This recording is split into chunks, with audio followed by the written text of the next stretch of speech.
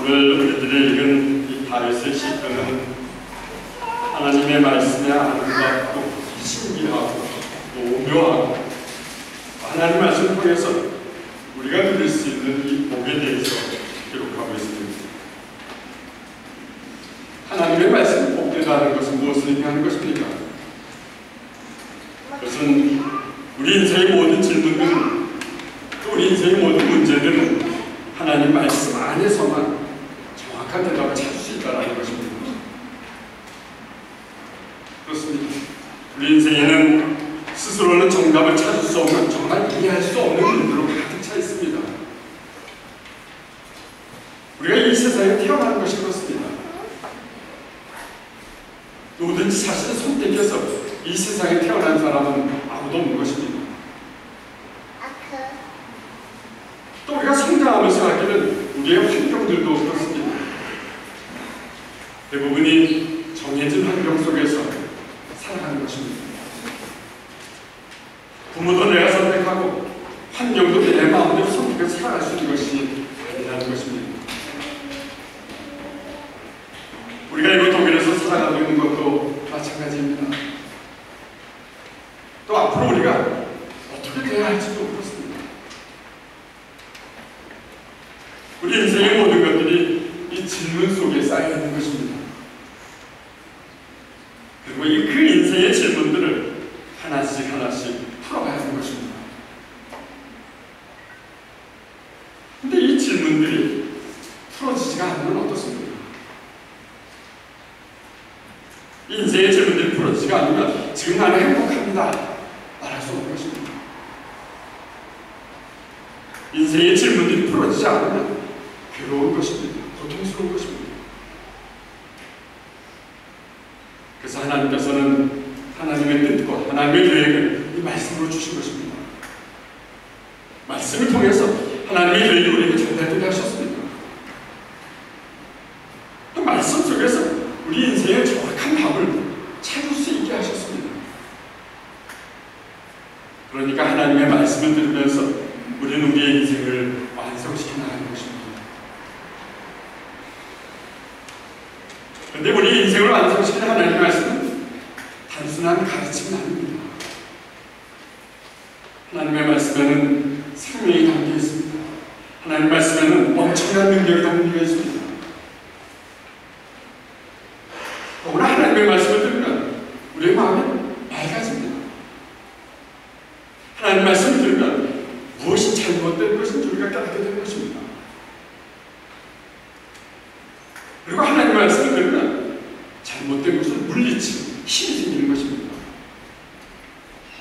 그래서 하나님 말씀을 듣고 하나님 말씀을 믿고 그리고 말씀대로 사는 사람은 행복한 사람이라는 것입니다. 그런데 문제는 하나님의 말씀을 따라서 할 때 장애가 되는 것이 있습니다. 이 장애는 하나님의 말씀의 많은 부분들이 하지 말라고 하는 이 율법이라는 것입니다. 그 율법은 내용이 무슨 내용인지 이해하기 어려운 예언으로 되어 있습니다. 그리고 당장 우리의 현실과 동떨어진 구세대의 이야기로 보이는 것입니다. 이런 이유 때문에 많은 사람들은 하나님의 말씀을 오늘날의 삶에 실천하기가 어렵습니다. 주장합니다. 왜냐하면 세상 사람들은 좋다고 하면서 하는 일들을 하나님의 사람들은 하지 않았기 때문입니다.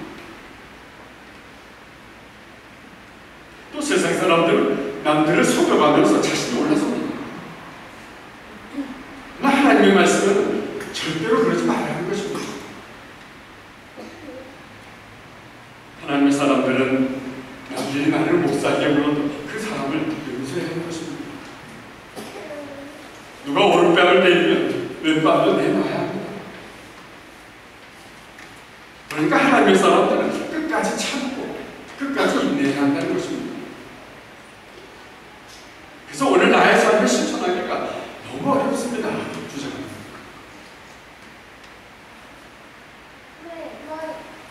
또 여러분들의 현실 속에 있는 말씀들을 실천하기 어려운 상황이 있습니다. 이런 것입니다. 남들은 주말이면은 가족과 함께 즐거운 시간을 보냅니다. 남들은 주말에 쉬는 시간을 삼고 여가를 즐기는 것입니다. 또 남들은 시간을 다투면서 공부를 하고 시험을 준비합니다. 근데 우리는 그 시간에 예배드려야 합니다. 그 시간에 모임에 가야 합니다. 그런 상황이 때로는 우리 스스로도 소외라고 생각을 하는 것입니다.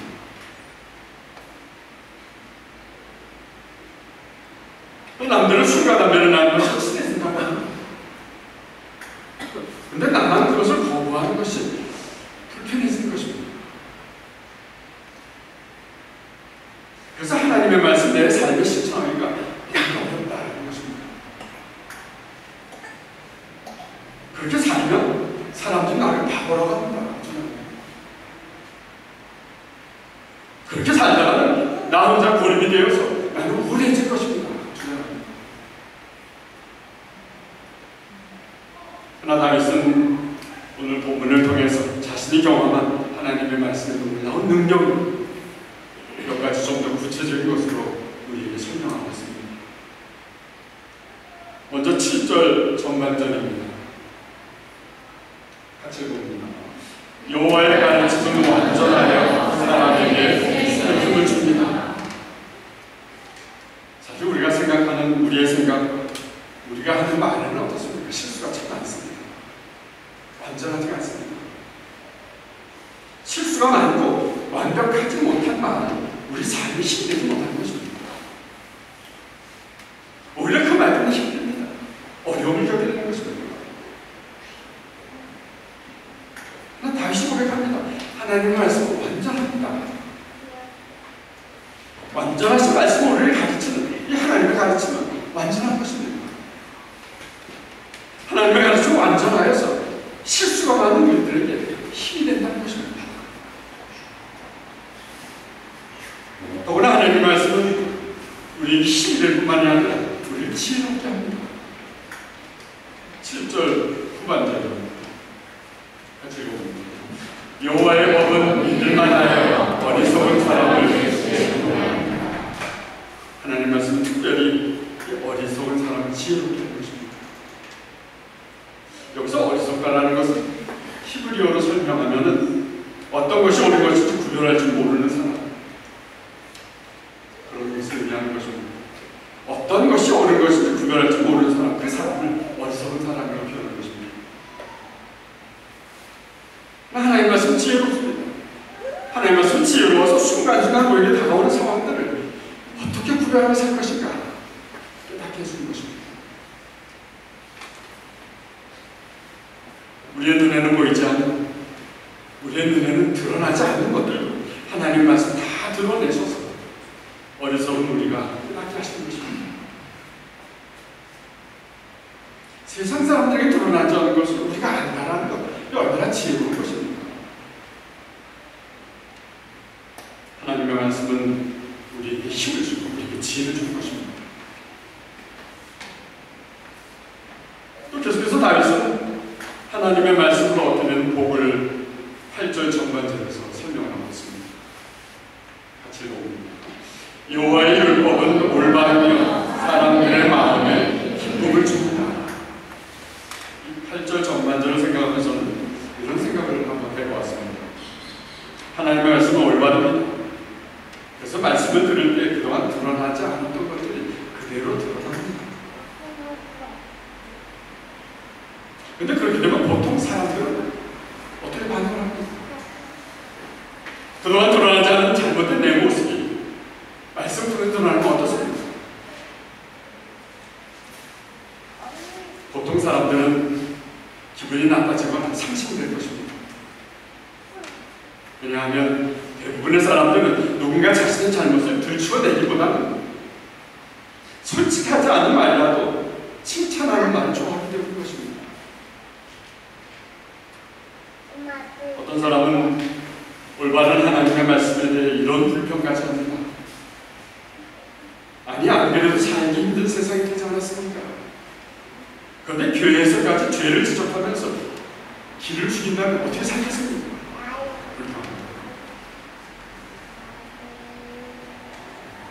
저는 이런 사람들의 마음을 전혀 이해하지 못하는 것은 아닙니다.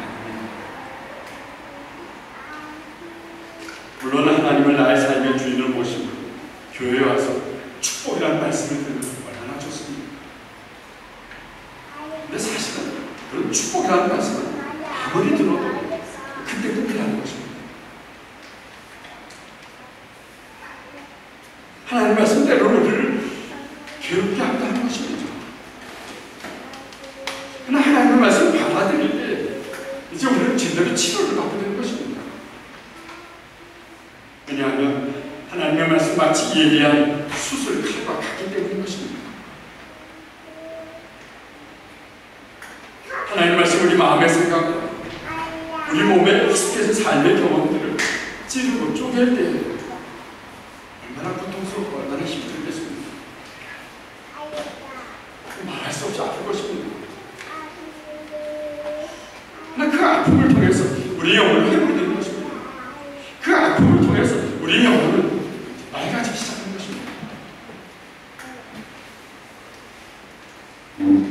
그래서 오늘 다윗이 고백하는 것처럼 하나님의 말씀은 들으면 들을수록 우리의 마음을 기쁘게 합니다. 내 생각과 내 경험으로 행동할 때에는 전혀 맛보지 못했던 기쁨인 것입니다. 그래서 우리가 하나님의 말씀을 들으려고 하는 것입니다.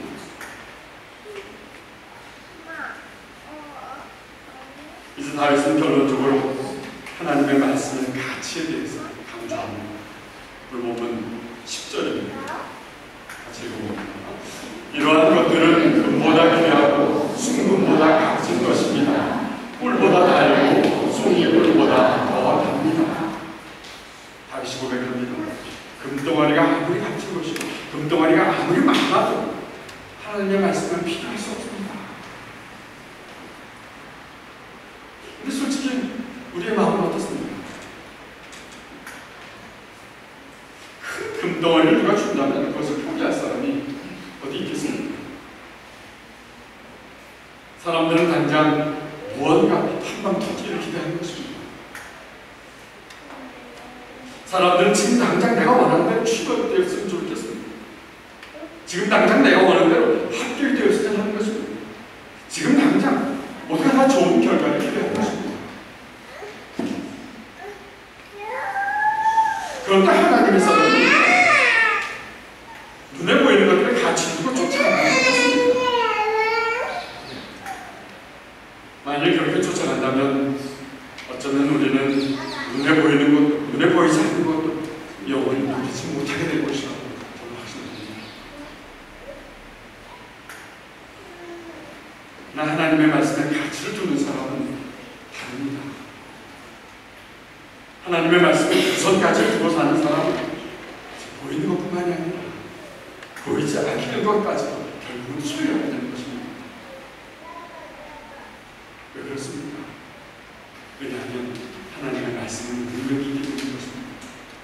하나님의 말씀 안에 늘 우리가 부러워하는 그 세상의 어떤 것보다 크신 하나님이 그 안에 담겨있기 때문인 것입니다. 하나님 말씀을 듣는 사람은 크고 전능하신 하나님을 발견하게 되는 것입니다. 크고 전능하신 하나님을 발견하게 된다면 어떻습니까? 우리는 모든 것을 소유할 수 있는 것입니다. 다윗은 하나님의 말씀의 가치에 대해서 오늘 10절에서 아주 흥미롭게 표현하고 있습니다. 하나님의 말씀은 꿀보다 다르고 송이 꿀보다 더 답니다. 따라해보시기 바랍니다. 하나님의 말씀은 꿀보다 달고 하나님의 말씀은 꿀보다 달고 송이 꿀보다 더 답니다.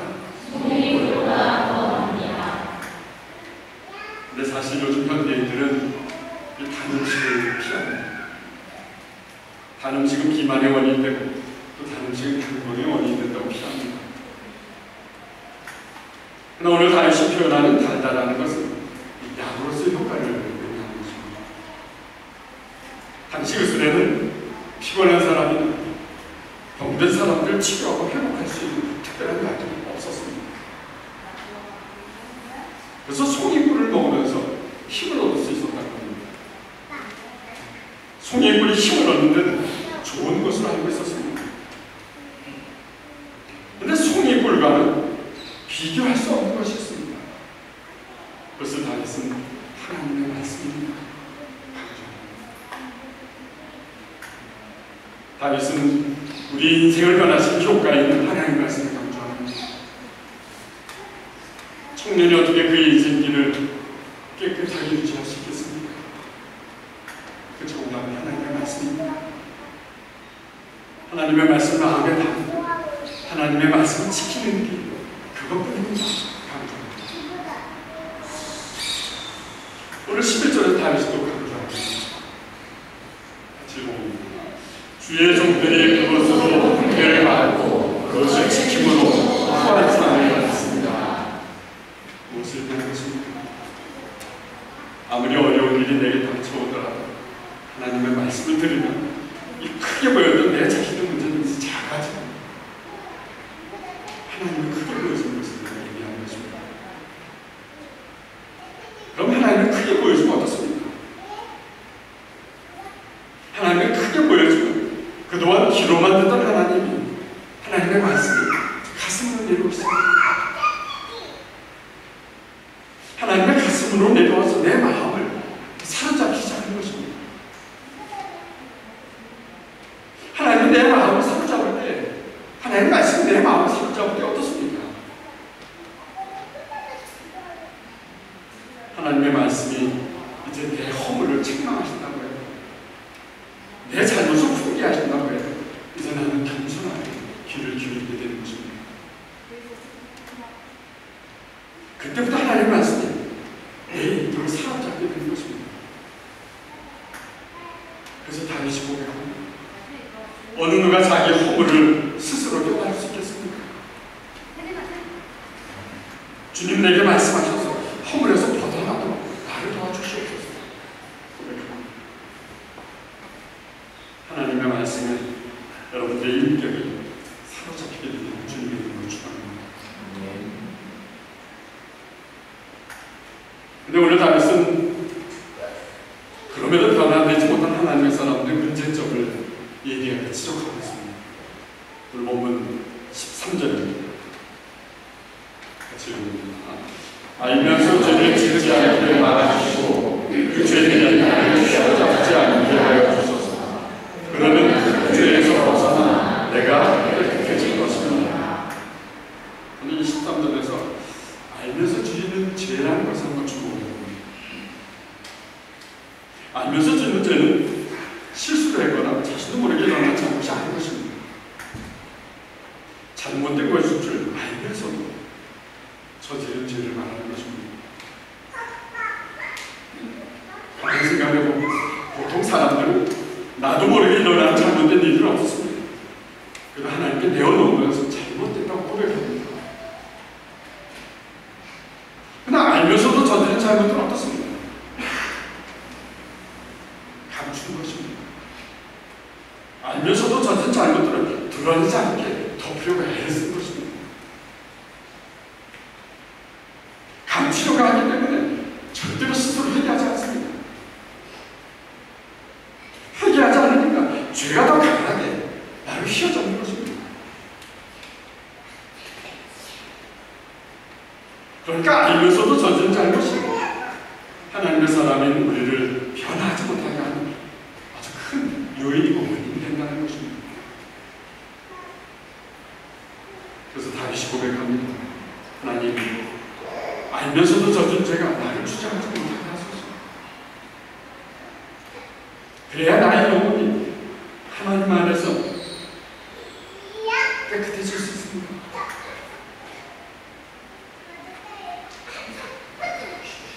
이 고백이 저와 여러분들의 날마다의 고백입니다. 주님의 이름으로 축원합니다. 이제 결론적으로 14절에서 다윗이 고백합니다.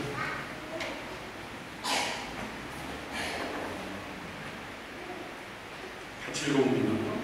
나의 바위여 나의 구원자이신 여호와여 내 입의 말과 내 마음의 생각이 주님께서 보시기에 흡족하기를 소원합니다.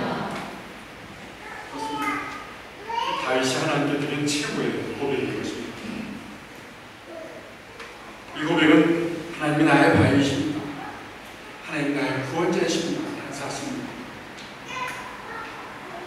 그런데 다윗의 고백은 입술만의 고백이 아니었습니다. 마음의 묵상하는 것들을 그대로 진실하게 하나님께 드리는 것이었습니다. 이런 고백을 드릴 때 우리도 하나님 보시기 훌쩍해서 하나님의 마음과 나의 마음이 하나가 될 수 있는 것입니다. 그럼 하나님의 마음과 나가 하나가 된다는 것은 무엇을 의미하는 것입니까? 하나님의 마음과 나의 마음이 하나가 된다는 것은 이제 내가 날마다 새 일을 얻게 된다는 것을 의미하는 것입니다. 하나님의 마음과 내가 하나가 된다는 것은 이제 날마다 지혜를 얻으면서 살아간다는 것을 의미하는 것입니다. 하나님의 마음과 나의 마음이 하나가 된다는 것은 날마다 하나님께 맑고 깨끗한 영을 공급받아서 사는 삶을 의미하는 것입니다. 얼마나 행복한 삶입니다. 사랑하는 여러분, 오늘 우리에게 주신 메시지는 무엇입니까? 여러분들의 입술의 말과 여러분들의 마음의 묵상이 하나로 하나님께 드려지기를 원하십니다. 그렇다면 여러분도 이런 고백을 드려야 합니다. 하나님의 말씀에 이제 귀 기울이며 살겠습니다. 하나님의 말씀을 들으면서 나의 어리석음을 내려놓겠습니다. 하나님의 말씀을 들으면서 나의 영을 맑고 깨끗하게 매일 닦겠습니다. 하나님의 말씀은 세상 어느 것보다도 가치 있는 것을 이제 고백하겠습니다. 그래서 하나님의 말씀을 들으면서 오늘 가야 할 길을 가겠습니다. 하나님의 말씀의 빛으로 내가 가는 길을 하나님 비추어 주시옵소서 기도하는 것입니다. 또 고백합니다. 하나님의 말씀을 들으면서 다른 사람을 용서할 수 있는 힘이 날마다 솟아나기를 기도해야 합니다. 또 하나님의 말씀을 들으면서 내 삶의 근본적인 문제들을 해결하면서 평안을 얻기를 기도해야 하는 것입니다. 달고 오면 하나님의 말씀을 들으면서 교훈을 삼고 그것을 삶에서 지키면서 생명이 넘쳐나는 삶을 살기를 기도해야 하는 것입니다. 이렇게 다윗처럼 여러분들의 마음의 생각과 입술의 고백들을 하나님께 날마다 최고의 것을 드리는 저와 되시기를 주님의 이름으로 축원합니다. 기도하겠습니다. 사랑의 주님, 세상이 악하고 잘못됐다고 하면서도 그것에서 헤어나지 못하고 여전히 하나님의 말씀을 내 삶에 지킬 수 없다고 불평하는 일들이 내 모습 속에 있는 것은 아닌지 오늘 말씀을 통해서 돌아보게 하시니 감사드립니다. 이제 내 삶의 어떠한 상황에서 하나님의 말씀에 귀 기울이며 살겠습니다. 하나님의 말씀을 들으며 나의 어리석음을 내려놓겠습니다. 매일 하나님의 말씀으로 나의 영을 맑고 깨끗하게 닦겠습니다. 달고 오면 하나님의 말씀에 최고의 가치를 두고 말씀대로 지키며 살아가겠습니다. 주님, 하나님의 말씀이 내 삶의 생명이 되도록 역사해 주시옵소서. 예수님의 이름으로